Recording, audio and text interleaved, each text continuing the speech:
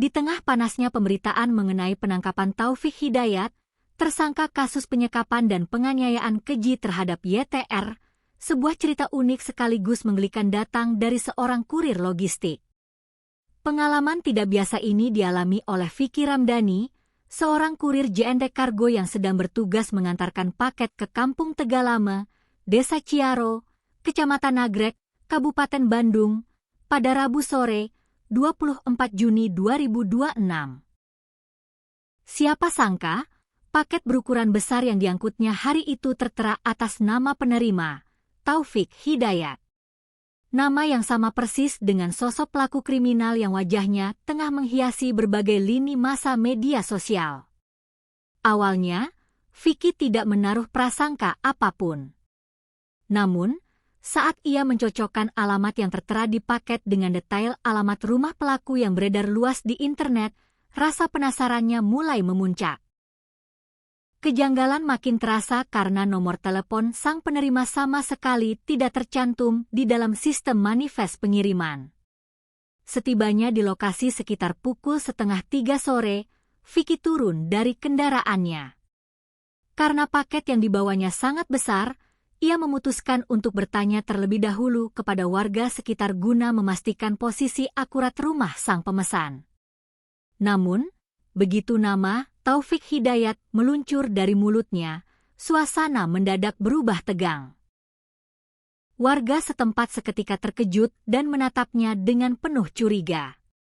Mereka mengira bahwa Vicky bukanlah seorang kurir logistik biasa, melainkan seorang anggota intelijen kepolisian atau intel yang sedang menyamar untuk memburu pelaku.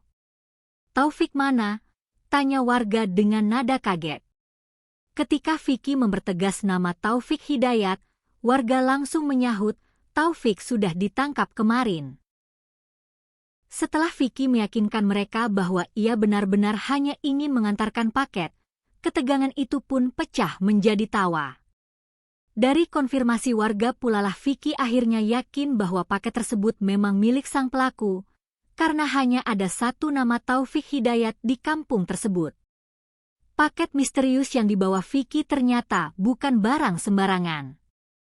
Paket itu adalah sebuah kulkas 1 pintu merek Polytron yang dipesan dengan sistem pembayaran di tempat atau cash on delivery, COD. Dengan nilai tagihan mencapai sekitar 1,6 juta rupiah.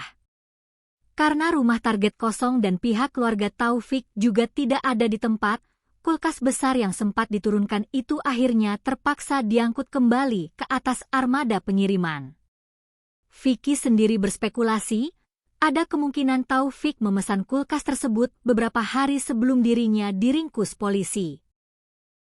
Kemungkinan lain, paket itu adalah pesanan lama yang sempat tertahan di gudang, atau bahkan bisa jadi merupakan aksi fake order alias pesanan palsu dari orang yang tidak bertanggung jawab.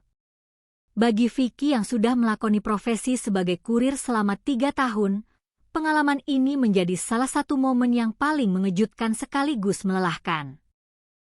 Bagaimana tidak, ia harus menguras tenaga ekstra untuk mengangkut barang berat yang pada akhirnya harus dibawa pulang kembali ke gudang untuk proses retur ke toko asalnya di Karawang.